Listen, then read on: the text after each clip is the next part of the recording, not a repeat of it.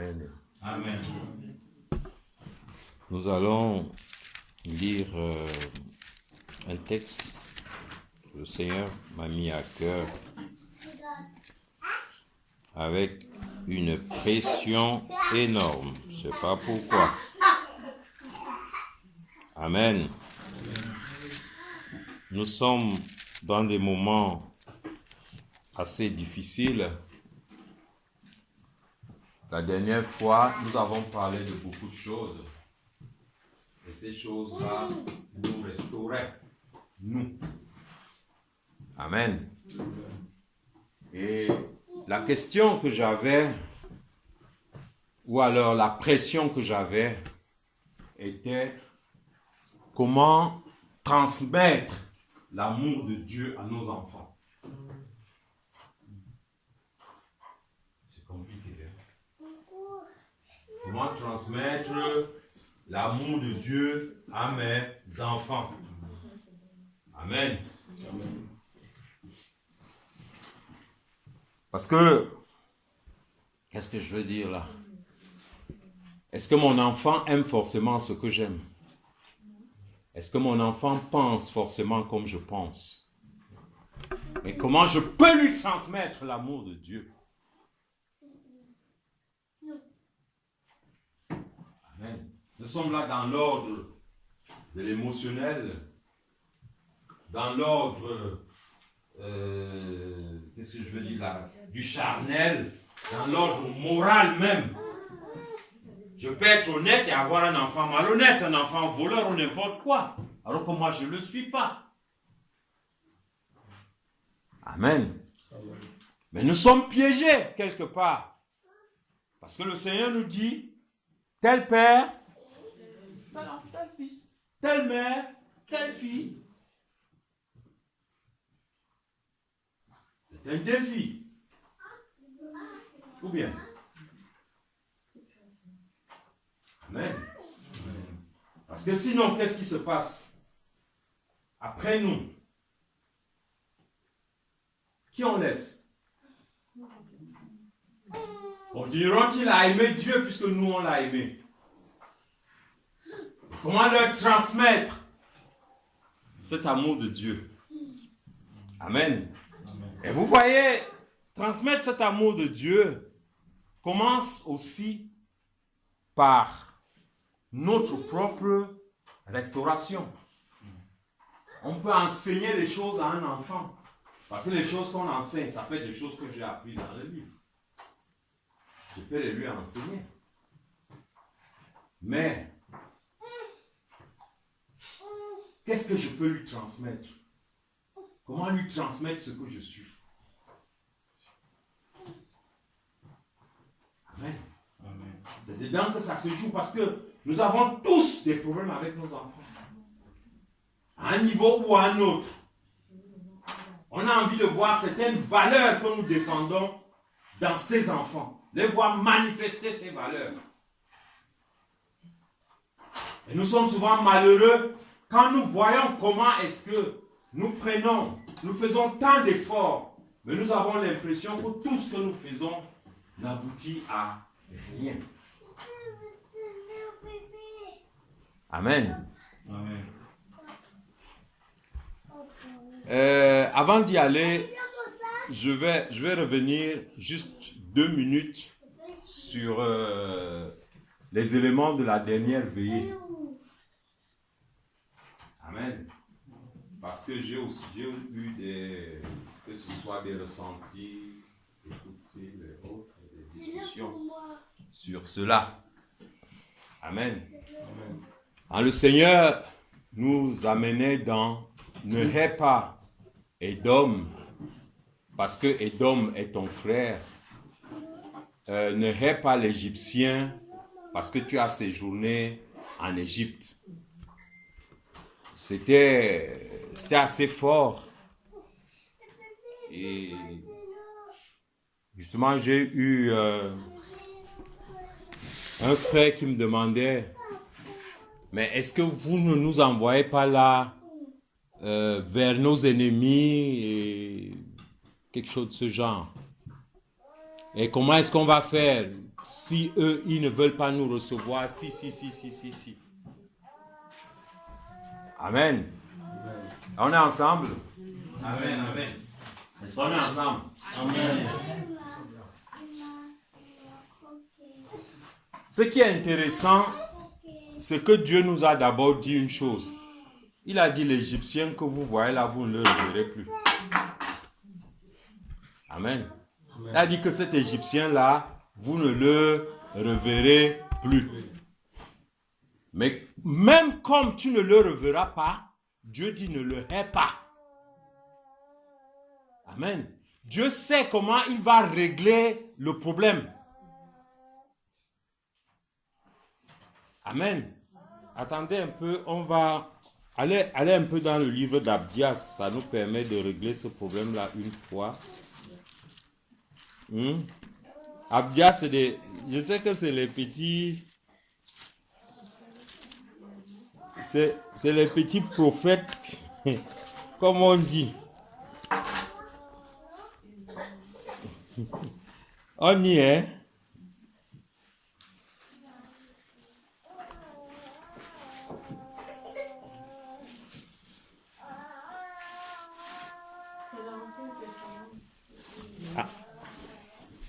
Abdias, c'est juste un chapitre.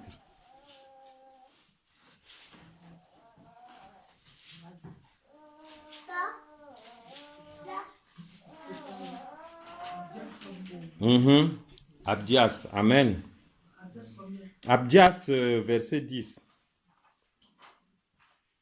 Ou bien tu peux commencer même à Abdias, verset 9, pour qu'on comprenne très bien qu'il s'agit des dômes. Tes guerriers, ô Théman, seront dans l'épouvante, car tous ceux de la montagne d'Ésaü périront dans le carnage. À cause de ta violence contre ton frère Jacob, tu seras couvert de honte et tu seras exterminé pour toujours.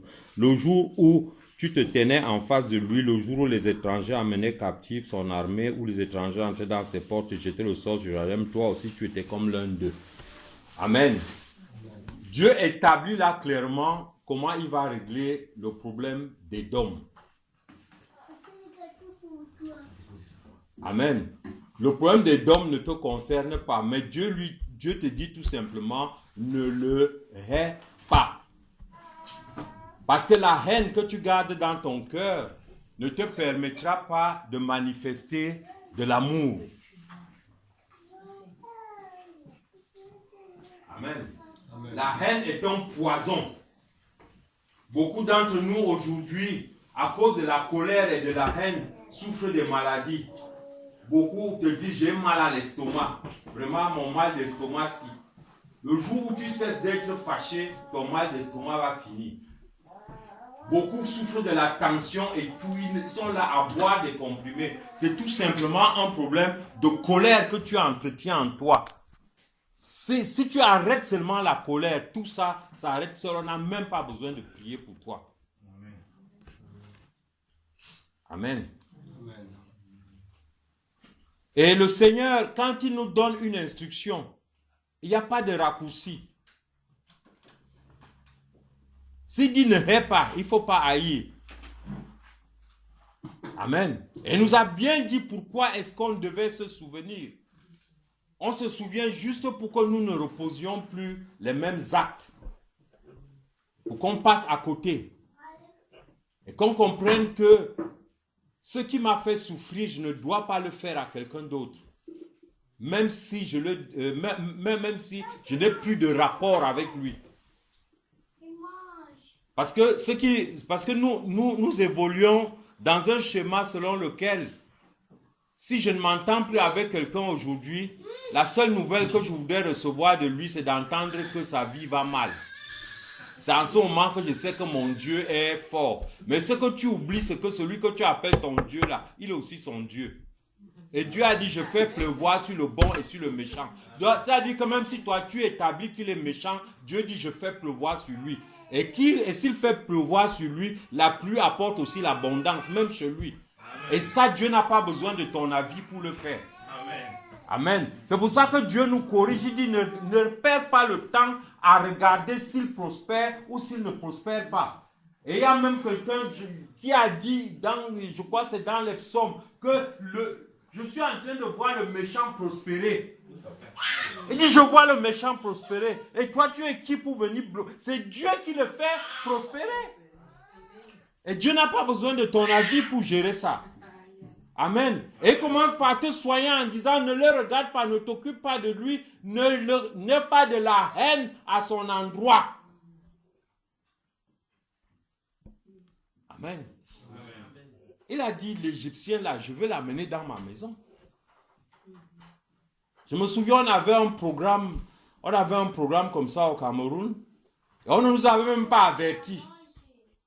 Vous savez, dans les communautés de réveil, on ne nous avait pas avertis. Un des pasteurs était égyptien, il venait. C'est un égyptien, pur égyptien.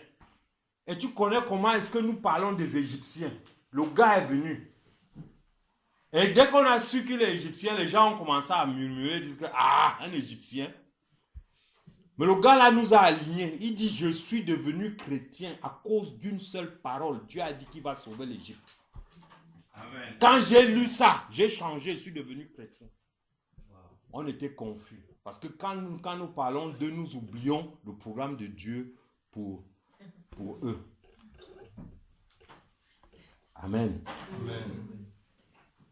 Et vous comprenez donc que si nous, on a résolu ce problème-là à notre niveau, nous pouvons maintenant transmettre quelque chose de pur à nos enfants. Si je ne peux pas régler ça à mon niveau, qu'est-ce que je vais transmettre? N'oublions pas qu'on est en train de nous parler d'Édom. On ne nous parle pas d'Ésaü. On parle de qui? D'Édom. Édom, c'est qui? C'est la descendance d'Ésaü. Comment est-ce que la descendance d'Ésaü continue à garder de la haine pour Israël? Qui est la descendance de qui? De Jacob. Est-ce que les deux ne s'étaient pas réconciliés? Les deux s'étaient réconciliés, on se souvient. Amen. Amen. Quand Jacob revient de chez Laban, il rencontre Ésaü et les deux vont se réconcilier.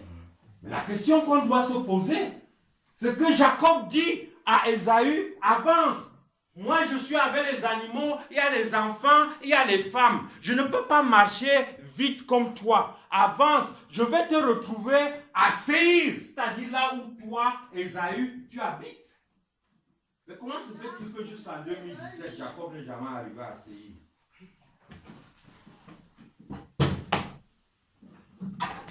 Amen. Jacob est allé à Sichem, on connaît, où il a eu les problèmes avec ses enfants et tout. Et après, il est allé où? En esclavage en Égypte. Pourquoi n'est-il pas allé chez son frère? Amen. Et comment est-ce que la descendance de son frère a-t-elle continué à haïr? Comment est-ce que ses enfants ont gardé de la haine jusque-là? La question qu'on doit se poser et qui est importante, qu'est-ce que je dis à mes enfants à propos de mes frères? Qu'est-ce que je dis à mes enfants à propos de ma soeur? À propos de mon père? Et pire même, à propos de mon propre mari ou de ma propre épouse?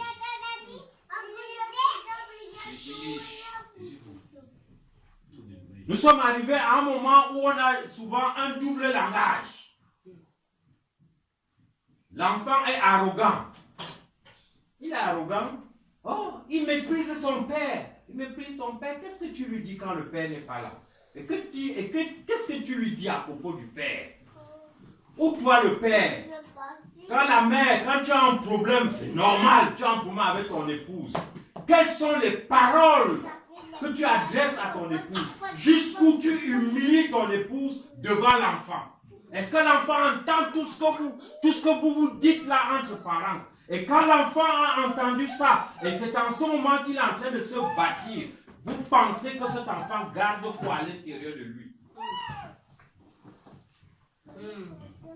Vous pensez que l'enfant a acheté ce mépris-là à l'école ou bien au marché?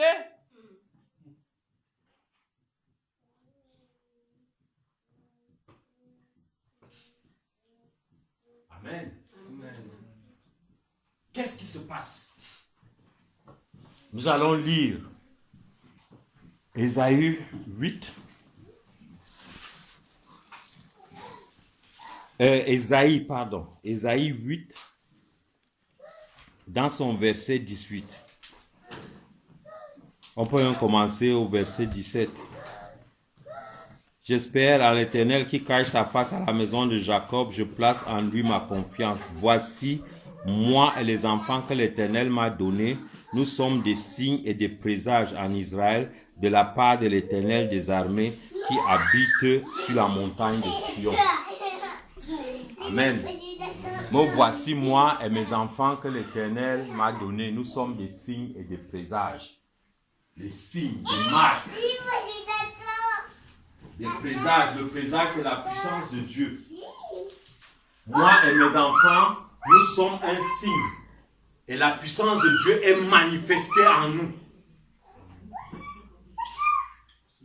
Verset, je crois, 18. Verset 18. Oui, chapitre 8, verset 18. Amen. Amen. Ma maison et moi, nous servirons qui? Nous servirons l'Éternel. Quand tu mets ma maison et moi, nous servirons l'Éternel, c'est toi et ta femme ou toi, ta femme et tes enfants? Est-ce que cela est juste un vœu pieux que nous venons déclarer à l'église ou nous voulons véritablement que cela soit réalisé? Est-ce que quelqu'un d'entre nous a envie véritablement que lui et sa maison servent l'Éternel?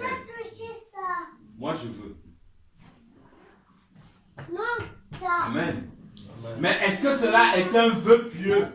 Est-ce que c'est juste quelque chose que je veux ou c'est quelque chose qui est réel et qui est manifesté? Amen. Je n'ai pas envie de poser la question de savoir pourquoi est-ce que nous ne sommes pas souvent avec nos enfants à l'église. Non, ça c'est pour préparer. Où sont-ils souvent? Préparer. Eux, ils ne servent pas Dieu. Non, pour pas toucher. Ou bien c'est seulement nous les parents qui sommes les serviteurs de Dieu. Quand tu dis ma maison et moi nous servons l'Éternel, nous servirons l'Éternel, tu mets tes enfants où? Ils sont à l'extérieur ou bien ils sont à l'intérieur?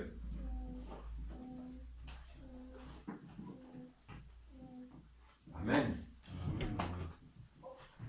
On est ensemble. Amen. On est ensemble. Amen. On a besoin de nos enfants. Amen. On voudrait les voir avec nous. Amen. Qu'est-ce que nous faisons pour qu'ils soient avec nous? Est-ce que quand un enfant ici, quand tu lui dis je vais à l'église, l'enfant ne veut pas venir? Ou l'enfant dit ah, moi je suis fatigué.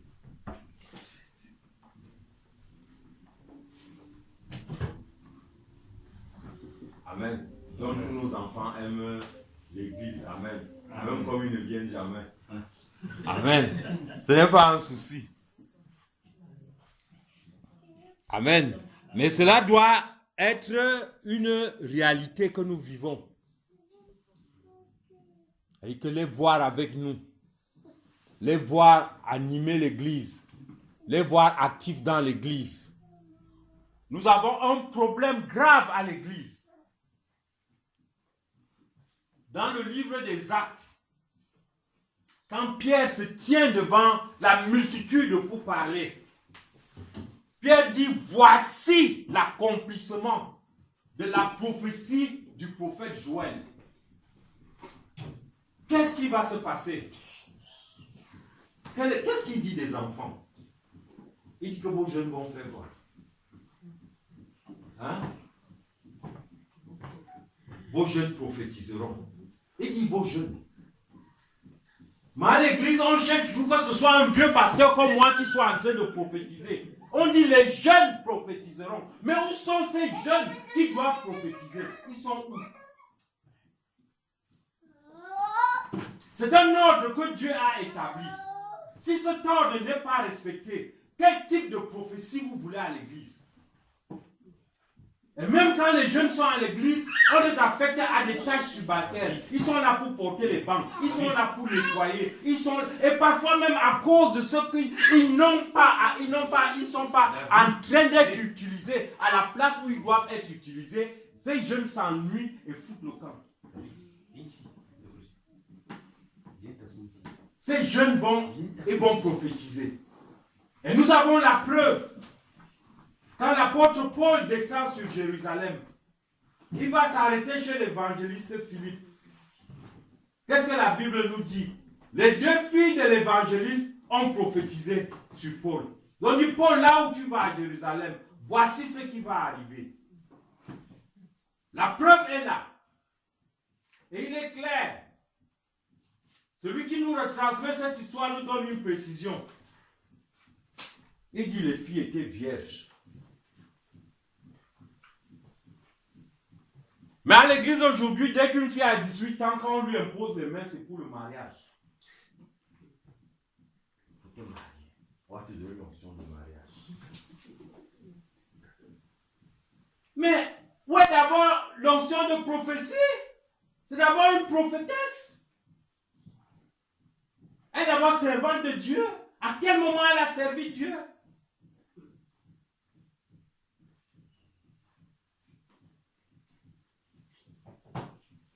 Toutes les mamans s'agitent. Si une fille atteint déjà 22 ans, c'est un scandale. Il faut déjà qu'elle se marie.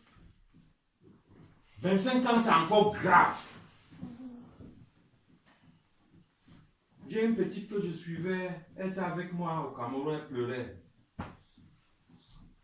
Elle est en train de faire le doctorat. Tu as supporté jusqu'au doctorat. On m'a dit que si je n'accouche pas,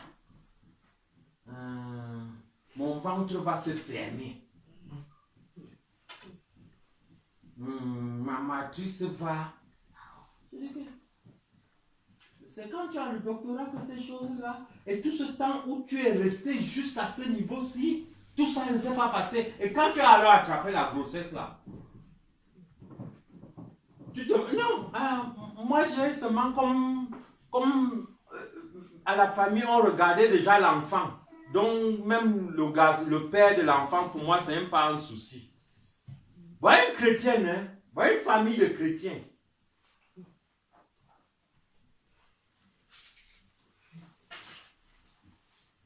Amen. Amen. Qu'à Dieu ne plaise. Nous avons besoin de beaucoup de travail pour nos enfants. Amen. Amen. Dans ce qui est en train de se passer ici. Amen. Ne laissons pas les traumatismes que nous avons vécus. Parce que nous sommes venus à l'église pour plusieurs raisons.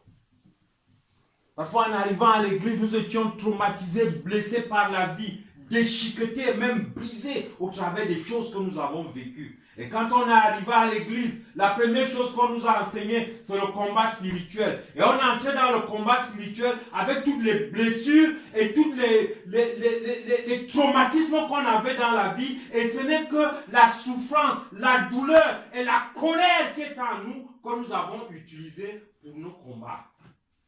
Dieu n'a pas besoin de ma colère pour combattre. Il a besoin de mon amour. Et nous sommes passés à côté de ce que Dieu attendait de nous. Et c'est ça que nous transmettons maintenant aux enfants. Où tu as ton enfant, il n'a pas de problème avec... Toi, tu as des problèmes avec ton frère, c'est normal. Mais ton enfant n'a pas de problème avec ton frère. Pourquoi ton enfant est-il ton frère? Pourquoi ton enfant ne peut pas approcher ton frère? Ou alors l'inverse.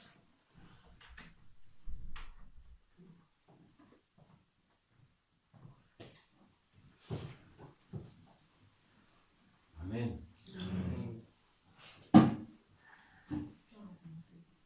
L'enfant aura ses propres problèmes. Pourquoi tu permets à l'enfant de démarrer dans la vie avec une dette aussi lourde?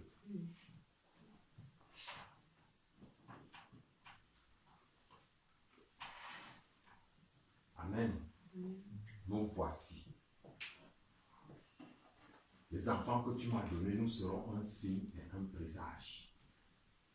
un signe, c'est-à-dire que nous allons porter quand on nous voit, quand on voit ma maison sortir. On voit la marque de Dieu. On voit comment Dieu est manifesté dans ce que je fais, comme dans ce que fait mon enfant. Amen. C'est la déclaration et la confession que nous faisons. Il faut que cela arrive à quoi? À son accomplissement. Et pour que cela arrive à l'accomplissement, nous les parents, nous devons d'abord entrer dans quoi? Dans le processus. Et si nous n'entrons pas dans le processus, c'est grave.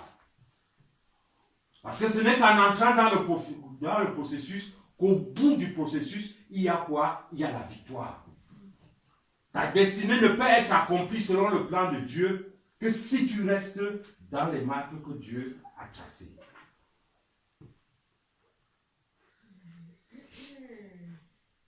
Amen. Amen. Si tu voudrais apporter le bricolage, si tu cherches les raccourcis dans les voies de Dieu, amen. Ce qui est intéressant pour Dieu, il ne faut pas se tromper. Quand Dieu te fait une promesse, ce qui est intéressant pour Dieu, ce n'est pas la promesse qu'il te fait, parce que de toute manière, il sait qu'il est fidèle et tout puissant pour l'accomplir. Ce n'est pas un souci pour lui. Le souci de Dieu, c'est le temps qu'il va marcher avec toi, du moment où il te fait la promesse jusqu'au moment de l'accomplissement de cette promesse. Parce qu'il va te préparer pour recevoir cette promesse et ne pas pouvoir la perdre. Or, regardez un peu comment est-ce que nous avons, comment est-ce que nous vivons. Nous entrons dans le bricolage des voies spirituelles de Dieu. Après, nous avons des blocages dans notre façon d'avancer. Nous vivons dans une situation d'échec. Et cette situation d'échec se transforme en une espèce de routine. La routine, c'est que le matin, le soir, c'est la même chose. C'est l'été, c'est l'hiver. Pour toi, c'est la même chose. Et du coup, si quelque chose se passe dans la vie de mon frère, je commence à penser que c'est ma chose qu'on m'a promise que mon frère a pris. Donc le magasin de Dieu est vide, il y a le déficit dans le magasin de Dieu. Il n'y a pas suffisamment pour toi. Il faut qu'on déshabille d'abord Yannick de son pull pour que moi j'ai un pull.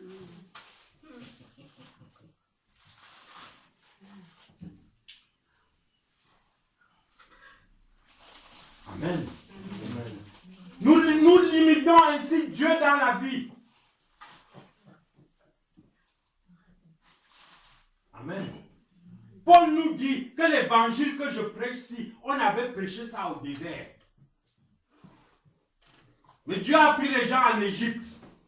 Il a fait 40 ans avec eux. Ils sont tous morts au désert. Ils étaient avec Dieu. Or, il est prouvé qu'entre l'Égypte et Canaan, là, en 2 semaines, tu as fait le voyage. Pourquoi tu crois que tu vas obtenir ça en 15 secondes? Pourquoi tu crois que toi tu vas obtenir ça par les voies que toi tu as décidées? Amen. Amen. Le Dieu que tu imagines là n'existe pas. Ce n'est pas toi qui crée Dieu, c'est Dieu qui t'a créé. Donc ce n'est pas toi qui vas lui imposer la marche à suivre avec toi. Amen.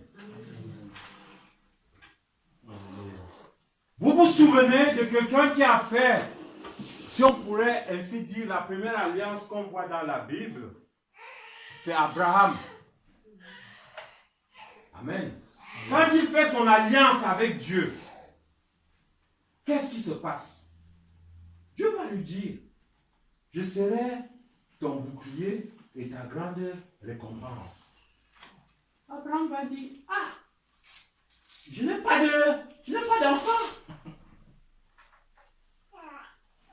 C'est Eliezer de Damas là. Et si on regarde un peu, ça doit être quand Dieu avait dit à Abraham, quitte la maison de ton père. Peut-être qu'en venant traverser Damas, Eliezer était resté là-bas. Il dit, c'est Eliezer de Damas. C'est lui qui est mon héritier. Parce qu'Abraham dit, Seigneur, cette chose importante que tu me promets là, je ne peux pas la garder pour moi seul. Il faudrait que je la donne à une descendance. Je devrais avoir une descendance à laquelle je vais laisser ce trésor que tu me donnes, Seigneur, qui est ta grâce, ce trésor qui est qu'est-ce que je veux dire là, le don que tu me fais de toi. Il dit, je serai ton bouclier.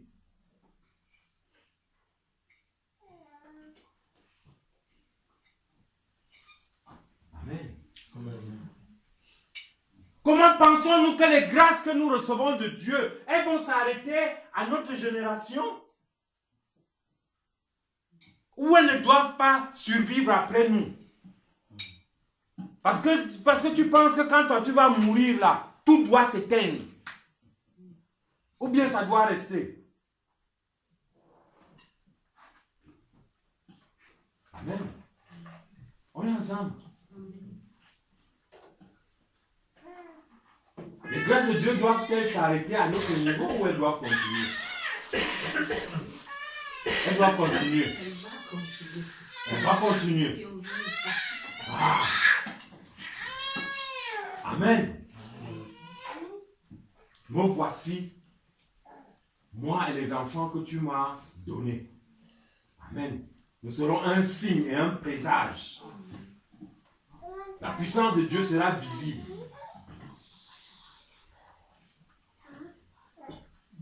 Amen. Amen. Nous allons encore lire un texte. Nous sommes juste en train de mettre les jalons. Amen. Allons-y dans Ézéchiel 16, je crois.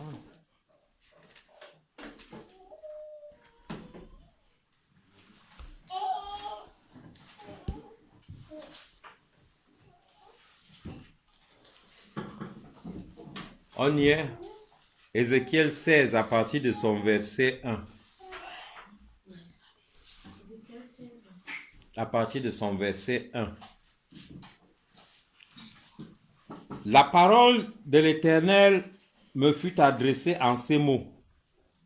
Fils de l'homme, fais connaître à Jérusalem ses abominations. Tu diras, ainsi parle le Seigneur l'Éternel à Jérusalem. Par ton origine et ta naissance, tu es du pays de Canaan, ton père était un Amoréen et ta mère une Hétienne. Verset 4. À ta naissance, le jour où tu naquis, ton nombril n'a pas été coupé. Tu n'as pas été lavé dans l'eau pour être purifié. Tu n'as pas été frotté avec du sel. Tu n'as pas été enveloppé dans les langes. Nul n'a porté sur toi un regard de pitié pour te faire une seule de ces choses par compassion pour toi. Mais tu as été jeté dans les champs le jour de ta naissance parce qu'on avait horreur de toi. Verset 6. Je passais près de toi. Je t'aperçus baigné dans ton sang. Et je te dis, vis dans ton sang. Je te dis, vis dans ton sang. Amen. Amen. Ça, c'est un schéma de la naissance. Amen. Mais de cette naissance, de cette image qu'on nous présente, nous verrons l'implication sur le plan spirituel. Amen. Mais nous restons d'abord sur cette vision physique de la naissance. N'oublions jamais que quand une femme donne un enfant, qu'est-ce qu'on dit? On dit la femme a été délivrée. C'est une délivrance. La femme est délivrée, l'enfant aussi est délivré. Donc nous devons voir la délivrance comme une naissance. Mais voilà l'état dans lequel nous naissons. Amen. Nous naissons sans soin aucun. Imbibés de sang et de tout ce qui sort de la matrice de la femme. Et cet enfant tel qu'il nous est présenté, il est abandonné dans les champs. On ne sait pas depuis combien de temps il est abandonné. Et on peut s'imaginer déjà tout ce qui se passe avec le sang qui est certainement en train de se décomposer et de tout. Et que cet individu qu'on voit à cet endroit-là ne sent pas bon. Il pue. Il est dégoûtant. Amen. Voilà l'image de l'individu qui est présenté à l'église. Il est dans cet état. Nous commençons à aborder légèrement le plan spirituel. Amen. Il est dans cet état. Et pour qu'il soit pur, pour qu'il soit propre, pour qu'il soit acceptable dans la communauté, il faut qu'un type de soin lui soit apporté. Amen. Parce qu'il est infectable, c'est cet individu. Il doit être nettoyé. Même sur le plan physique, il doit l'être. Tu ne peux pas sortir du ventre et aller entrer dans une maison, dans cet état. Tu n'amènerais pas un enfant dans ta maison dans cet état. Et sur le plan spirituel, voici comment l'homme naturel est. Avant la rencontre avec Dieu, nous sommes dans cet état. À cause de la perversion du jardin d'Éden. Il faudrait une œuvre divine pour que nous soyons purifiés afin d'entrer dans la maison de Dieu, dans notre destinée. Et c'est ça le travail que l'Église doit faire. Afin de nous rendre, comme disait le frère dans la prière, d'atteindre la stature parfaite. Tu ne peux pas atteindre cette stature parfaite si tu n'as pas été nettoyé. Amen. Mais qu'est-ce qui se passe? On doit te laver avec de l'eau. On doit te frotter avec du sel. On doit te oindre avec de l'huile. Mais que non, tu voudrais garder cet état dans la communauté. Amen. Parce que tant qu'on résiste à la parole de Dieu, on résiste au plan de Dieu. On résiste au principe divin. Nous voulons garder notre état originel, qui est complètement hideux, laid et dégoûtant. Et parfois nous sommes surpris, on dit j'ai un esprit de rejet. Tu n'as pas un esprit de rejet. Tu es un petit rebelle qui refuse de se faire purifier. Arrêtez. Il n'y a aucun esprit de rejet. Tu pues. Et si tu pues sur le plan spirituel, les gens te rejettent à cause de cette odeur spirituelle qu'on ressent. Amen. Amen. C'est un peu dur ce qu'on dit. Je le disais souvent qu'en réalité, frère, s'il y a un cafard chez toi, le cafard fuit ta maison. Il traverse parce que tu voulais l'écraser. Parce que c'est ça, le destin du cafard, il doit être écrasé. Quand tu cours pour l'écraser, il fuit. Il vient chez moi. Moi, je veux faire quoi? Et je dois l'écraser parce qu'il est quoi? Il est cafard. Amen. Changer de lieu géographique ne change pas ton statut. Tu es cafard en Italie, mais en Suisse, tu es cafard. Tu es cafard en Afrique, ici, tu restes cafard. Si ton statut ne change pas, c'est-à-dire si tu n'entres pas dans le processus que Dieu a prévu pour changer ton statut, pour changer ton état.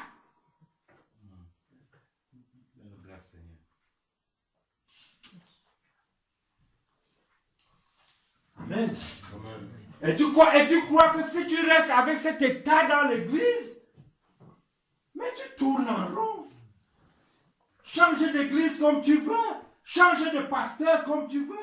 Change de cracheur de feu comme tu veux. Ce n'est pas le feu qui va te changer. Tu dois être lavé. Amen. Tu dois être frotté. Amen. Et tu dois être oint. Ça n'a rien à voir avec le feu. Amen. Les gens cherchent le feu.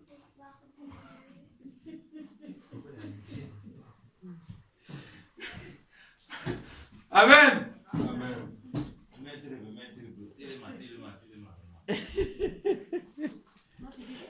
Amen. Et vous comprenez donc pourquoi la vie chrétienne devient fatigante.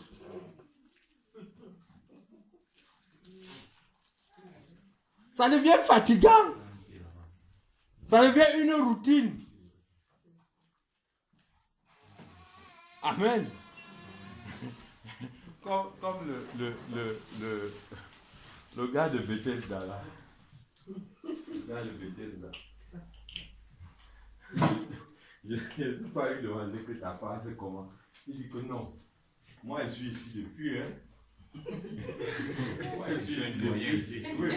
Mais c'est qui? Moi je suis un doyen ici. Le problème c'est seulement que quand l'eau bouge là.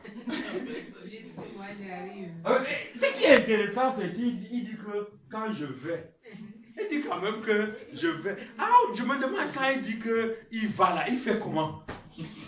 Il dit quand je vais, je trouve que quelqu'un d'autre est déjà tombé. Amen. Et quand il lui voit quelqu'un d'autre est déjà tombé, il ne sait pas comment il fait pour revenir sur sa couche. Au lieu même de se jeter, parce qu'il sait que s'il se jette même dans l'eau là, personne ne peut lui donner un coup de main. Non, il dit que de toute manière, moi je suis déjà habitué, moi je suis déjà comme ça. Quand moi je vois l'eau bouger, moi je vais, après moi je reviens. Amen, amen, sa vie est déjà seulement limitée à comment moi je vais, et puis moi je reviens. Oui. Et il se contente déjà de ça. Amen. Sa vie tourne à je vais et je reviens. Est-ce que vous savez combien de fois notre vie à l'église tourne à je vais et je reviens? Amen. Et quand tu... Mais c'est effectivement, parce que tu pars à l'église, je vais à l'église. Quand tu rentres à la maison, d'abord, déjà c'est la fin du mois là avec les factures et tout. Amen. La petite joie que tu as chanté Alléluia à l'église. Tu sais ce qui... Amen. Et tu as déjà fait ça depuis, tu as prié. Rien n'a changé. Amen. Tu restes toujours avec l'arme à la tempe. Amen. Mais ne rate pas la présence du Seigneur Jésus. Amen. Il est là afin de changer le mécanisme sur lequel toi, tu te bases là. Parce que le gars, tout son mécanisme était qu'il faut qu'il se jette dans l'eau pour être guéri. Amen. Mais la présence du Seigneur ce jour-là venait changer les mécanismes. Amen. Jésus a véritablement besoin de changer pour nous ce mécanisme ce soir. Amen. Afin que nous soyons véritablement, nous et nos familles, des signes et des présages. Amen. Amen. À une condition, qu'on suive sa parole, qu'on écoute sa parole. Amen. Et qu'on accomplisse sa parole. Amen. Ici, moi, je n'ai pas de problème avec ce qu'on appelle là obéir, désobéir. Je dis toujours qu'en tant que chrétien, je n'ai pas de problème d'obéissance. Jésus a obéi une fois pour toutes pour nous. Amen. Il a obéi. Et la Bible nous dit que nous sommes les épîtres de qui? De Jésus. Épître, c'est-à-dire la lettre.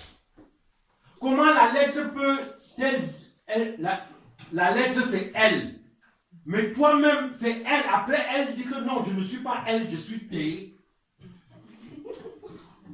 Non, attendez, expliquez-moi, moi je veux comprendre.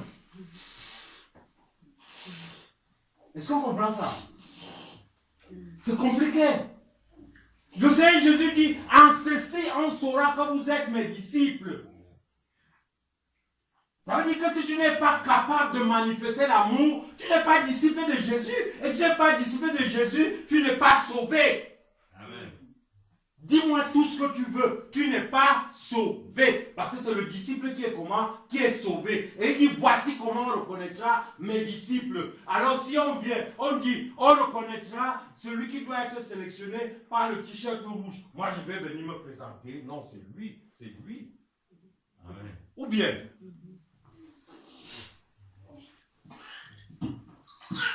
On est ensemble.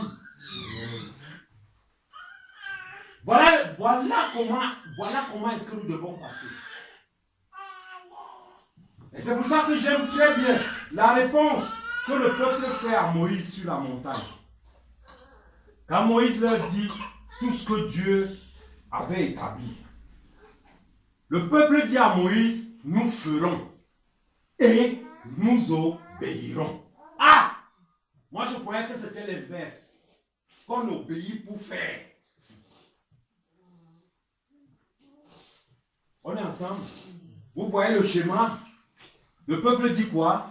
Nous et nous obéirons. Mais aujourd'hui, quelqu'un d'abord, il va d'abord analyser. Ça, on fait comment?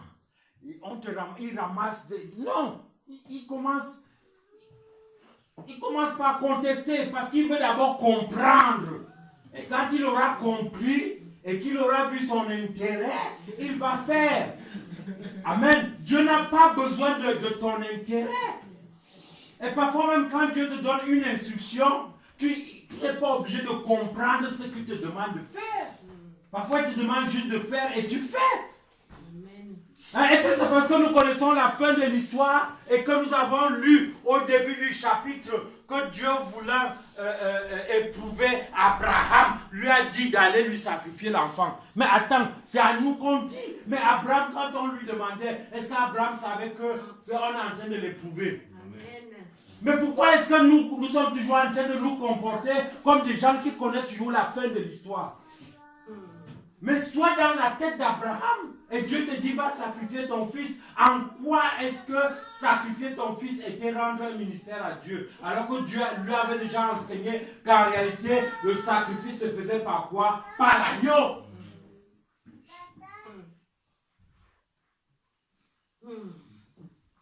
Amen. Amen. Est-ce que quelqu'un pouvait être là quand Isaac dit à Abraham, mon père? Abraham se rend compte qu'il y a quelque chose qui ne va pas. Mon père, il dit, oui, le voici. Il dit, voici le bois. Il a le feu. Où est l'agneau? Où est l'agneau? Et où est l'agneau là? En réalité, ne veut pas dire où est-ce que l'agneau se trouve, non. C'est qu'est-ce qui se passe avec l'agneau. Et là, je ne vois pas l'agneau. Il y a un problème avec l'agneau. En réalité, qui est l'agneau? Et Abraham comprend que Isaac est en train de comprendre ce qui se passe. Et dès lors, rapport père-fils, le père doit-il tuer le fils? Et c'est ça, quand Dieu t'a donné un fils, c'est pour le tuer? C'est là où on se trouve maintenant. Et la Bible ne nous dit pas que Isaac s'est agité. Et Isaac n'est pas un enfant quand on va le ligoter. Après, vous me parlez d'obéissance. Aïe, oh, pour moi, quand tu commences à apporter pour moi un problème d'obéissance, je dis seulement tu es rebelle. Parce que je ne vois pas d'où vient l'obéissance là. Dieu a dit de faire, qu'est-ce que je fais? Je fais. Amen. Un subalterne de l'armée, chez nous, le commandant lui avait dit, hey, on lui pose la question. Hey, toi, où est-ce que tu pars, caporal Makasso? Il dit, ah, commandant m'a dit, va, moi je vais.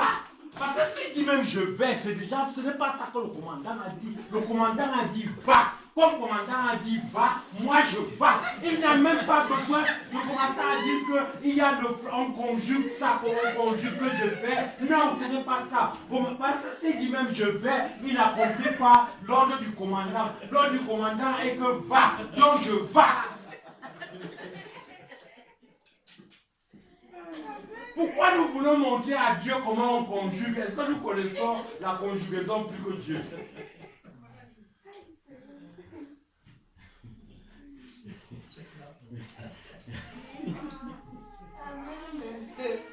On est ensemble. Amen. Oh, moi j'aime la parole de Dieu. Amen. Dieu sait nous faire comprendre les choses. Amen. Voilà le schéma tel qu'on l'a vu. Tel qu'on l'a vu. Amen. Et cet état, c'est l'état dans lequel tout homme, à la première naissance, comme on pourrait dire, se trouve. Amen. L'homme est sorti. Le bébé est sorti de la matrice de la mère. Pourquoi sortir de la matrice de la mère? Pour plusieurs raisons. Il est déjà en train de prendre de l'espace. Il ne suffit plus là-bas à l'intérieur. Amen. Et nous devons comprendre. Parce que ça, c'est un texte, moi, qui m'a fait du mal. Il m'a fait du mal à quel niveau? Et j'ai beaucoup souffert avec ce texte quand je le lisais. Et à chaque fois que je le lisais, j'étais de plus en plus, qu'est-ce que je veux dire là, frustré à l'intérieur de moi. Pourquoi est-ce que j'étais frustré à l'intérieur de moi? Parce que par les paroles que Dieu prononce. Dieu dit, et je passais par là. Attendez, relisons ça s'il vous plaît.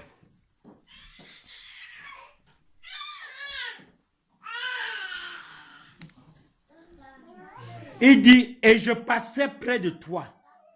Je t'aperçus dans ton sang. Amen. Je passais près de toi. Et je t'aperçus dans ton sang. Amen. Et Dieu ne se penche même pas sur lui. Amen. Amen. Est-ce que vous vous rendez compte, le Seigneur Jésus nous a dit que le champ c'est quoi? C'est le monde. Et dans Genèse, on nous a dit que dans le champ, qui vit dans le champ, c'est les animaux sauvages.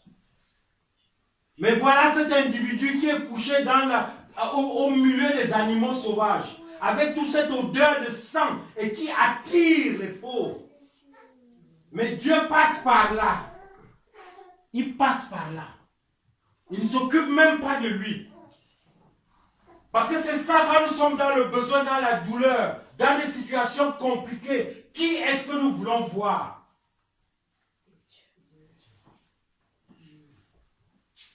Et comment est-ce que ce Dieu peut venir là où tu vis cette situation-là, où tu as été rejeté, abandonné par ceux qui n'ont pas pris de soin, et il te dit, je t'ai vu et je suis passé par là.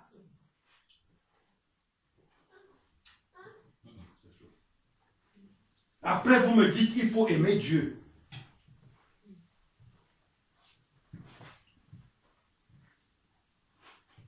Nous commençons à pouvoir se battre.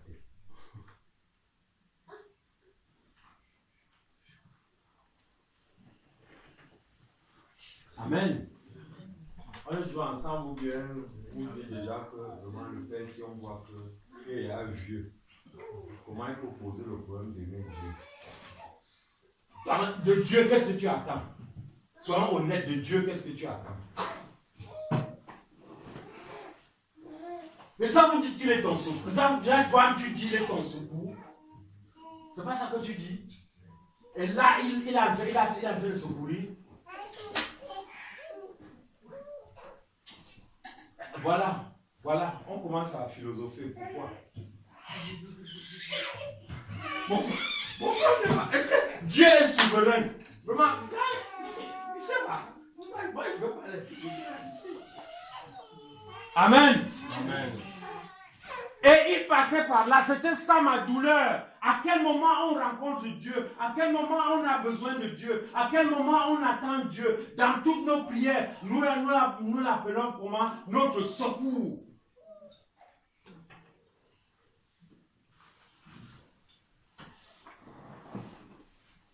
On est ici pourquoi? Disons pourquoi. On est ici pourquoi? Tu pries pourquoi? Tu pries parce que tu n'as rien à faire chez toi. Non, pour qu'il vienne en aide. Pour qu'il vienne en aide. Et quand il fait comme il fait là, Il dit passe. Ça ne te pose pas de questions? Ah, ce sont ces questions qu'on doit se poser. Amen. Si la parole de Dieu ne t'amène pas à te poser des questions, fais attention, il y a un problème en toi. Amen. La bonne nouvelle. Et c'est là où le Seigneur m'a calmé.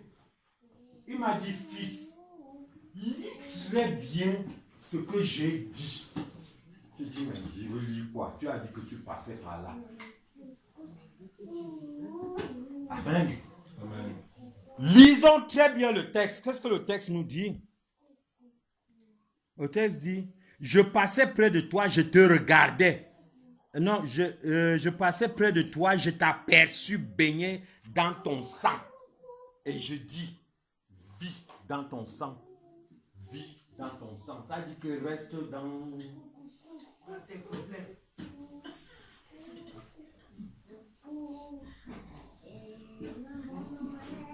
Amen. Ta façon de vivre. Ah! Ah! Ah! Amen. Amen. C'est vrai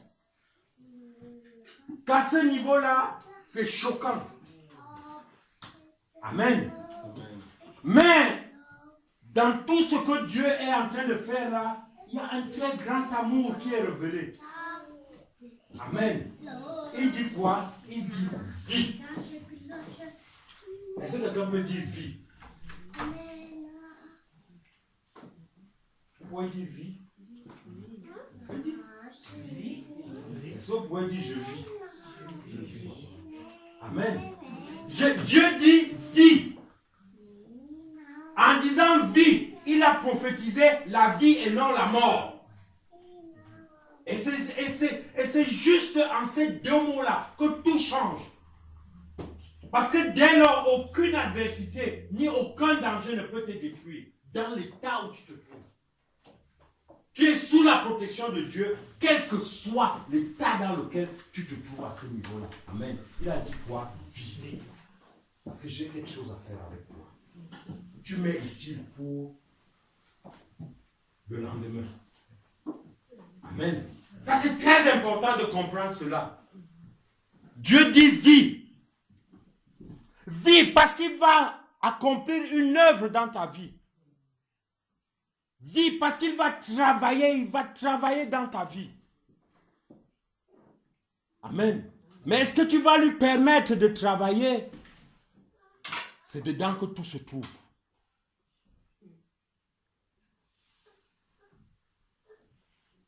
Amen. Vis. Permettras-tu à celui qui t'a dit vis de continuer son œuvre et sa tâche?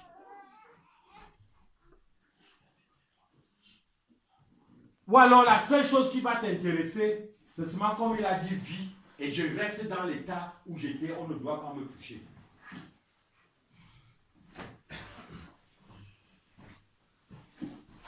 Amen. Amen. Voici notre situation. Voici notre état. Et voici la présence de Dieu dans ce que nous vivons, dans l'état où nous sommes. Amen. Avec la promesse que Dieu a faite. Amen. Même dans notre désespoir, Dieu nous accorde quoi? La vie. Aucune pression ne va te détruire. Aucune adversité ne va te détruire. Qu'ils se lèvent en nombre. Amen. Ils ne vont pas te détruire. Tout simplement parce que Dieu a dit quoi? Vie.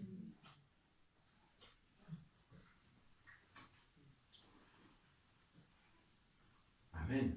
Amen. Mais ce n'est pas parce que Dieu a dit vie que nous devons nous contenter de toute la pourriture que nous portons en nous.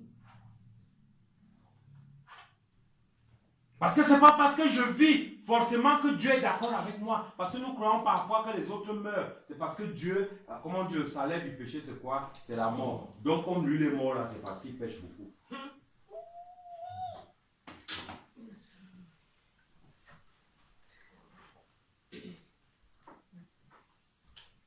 Amen. Voici notre état. Et Dieu dit il dit quoi? Il dit tu as été abandonné. Amen. En réalité, qui a abandonné qui? Qui a abandonné cet enfant-là? Hein? Ses parents d'abord. C'est Ses parents d'abord. ses parents d'abord. Amen. Amen. Est-ce que vous voyez la responsabilité que nous avons? Ça veut dire que certains états dans lesquels nos enfants sont d'abord, c'est d'abord nous, les parents, qui sont comment? Responsables. Amen.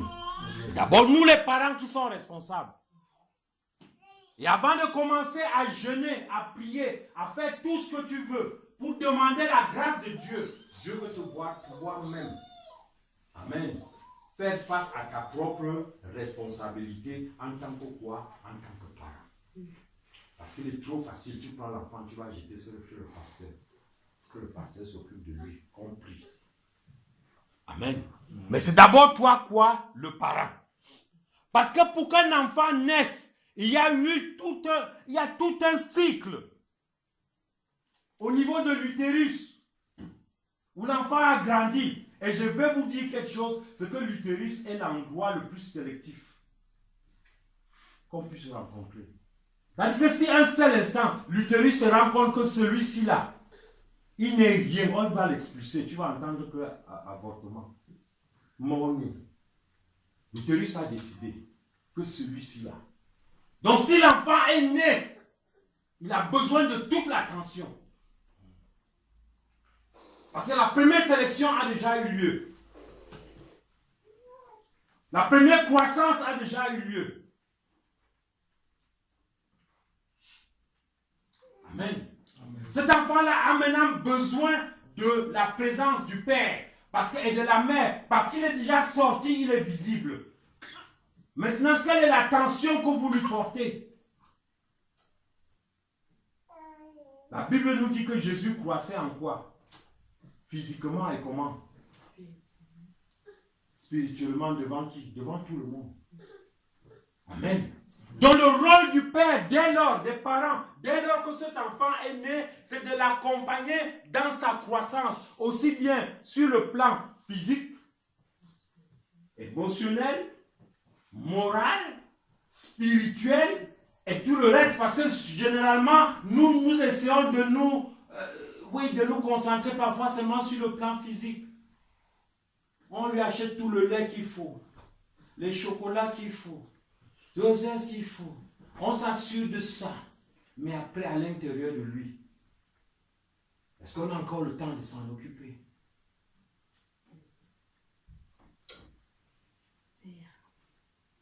Amen. Et le conflit va naître quelque part. Parce qu'en réalité, même l'amour que nous allons porter vers l'enfant, et c'est ça le plus dangereux. L'amour qu'on va porter sur l'enfant est rattaché au fait que cet enfant nous obéit ou n'obéit pas. On est déjà en train d'obéir. Si c'est un enfant dur, têtu, si tu en as deux à la maison, la séparation est faite. Celui qui est têtu là, on le met d'abord de côté. C'est celui qui est obéissant là, c'est à lui qu'on donne tout, jusqu'à dire à l'autre, jusqu'à quand tu vas commencer à faire ce que je veux ici. D'abord, si je ne fais pas ce que je veux, il ne te donne pas. On est dans un schéma de chantage avec l'enfant. Dieu fait le chantage avec toi. On commence à opposer les enfants les uns avec les autres. Un devient le chouchou de la maison. Celui à qui on donne tout, à l'autre on ne donne pas, on dit quand tu vas faire comme celui-ci. Après tu transformes l'autre en Joseph, il s'en va espionner ses frères.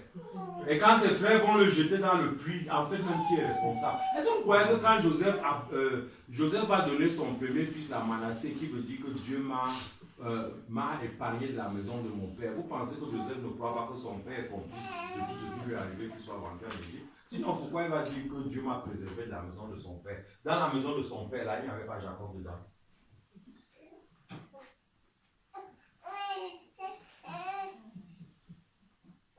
Vous pensez que Joseph... Mais dis-moi un peu, quand tu peux donner ce nom-là à ton enfant, ça dit que Dieu m'a protégé de la maison de mon père.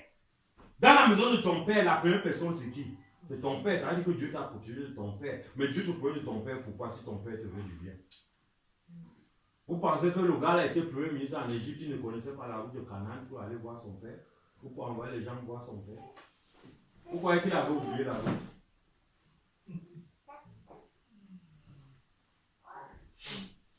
On est toujours ensemble. Amen.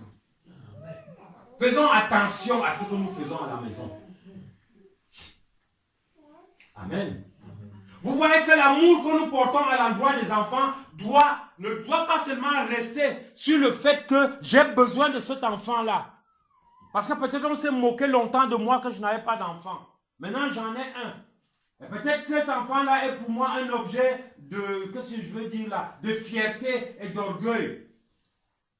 Et même peut-être dans ma vie, j'avais essayé d'être quelque chose. Comme je n'ai pas pu être médecin dans ma vie, mon fils sera médecin. De toute manière, cet enfant est né tout simplement parce que tu as besoin de quelque chose. Ce n'est même pas lui qui t'intéresse. Cet enfant-là peut faire tout ce que tu veux. Voilà. Et tu auras même des problèmes avec lui parce que si cet enfant-là ne sait pas de faire la médecine, ça devient la guerre à la maison parce que toi tu veux un médecin. En réalité, c'est toi-même qui veux te réaliser au travers de ton fils. Tu es qui? La Bible dit que Dieu a créé l'homme à son image, à ton image, à lui, pas à ton image, à toi. Toi, tu commences à créer maintenant à ton image. C'est toi qui as créé. C'est toi le créateur.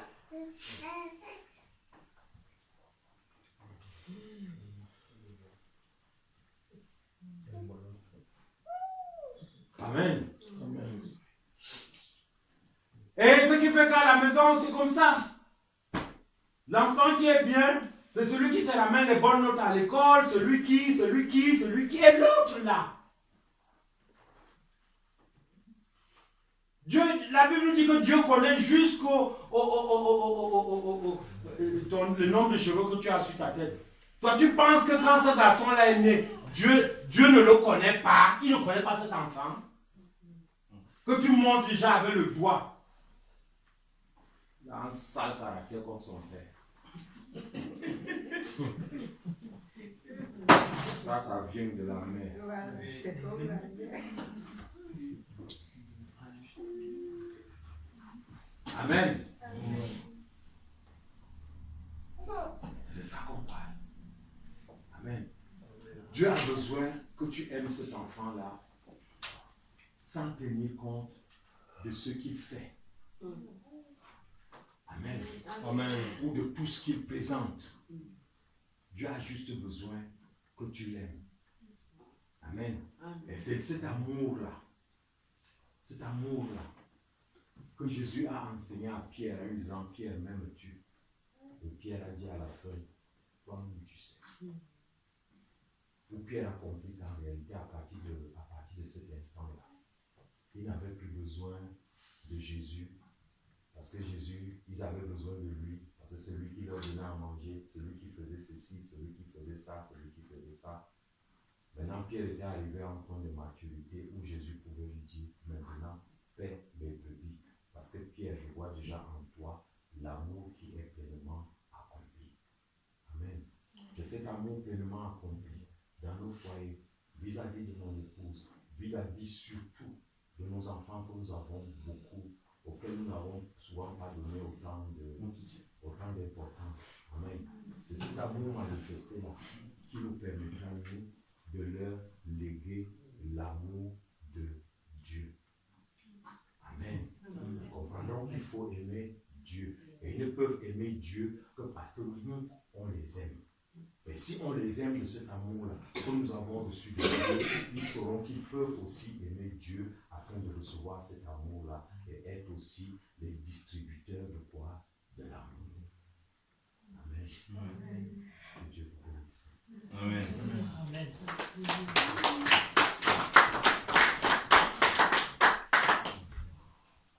On va prier. Amen. Nous allons prier. Premièrement, nous allons véritablement, quand je parle de se repentir n'est pas confesser son péché. Amen. Se repentir, c'est véritablement revenir au pied de Dieu. Amen. de comment nous avons mené jusqu'aujourd'hui nos maisons, comment nous avons mené nos foyers et de comment surtout tout ce que nous avons fait en tant qu'adultes, combien de fois cela a perturbé les enfants que Dieu nous a donnés. Amen. Tenons-nous devant le Seigneur et disons-lui, Papa,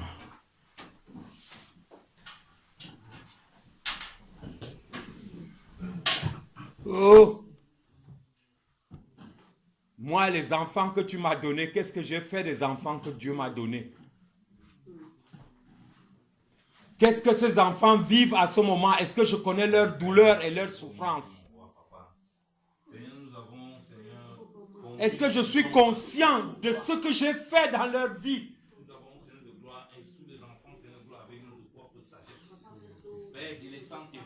Qui fait qu'aujourd'hui nous sommes dans des situations conflictuelles avec ces êtres qui n'ont pas demandé à naître.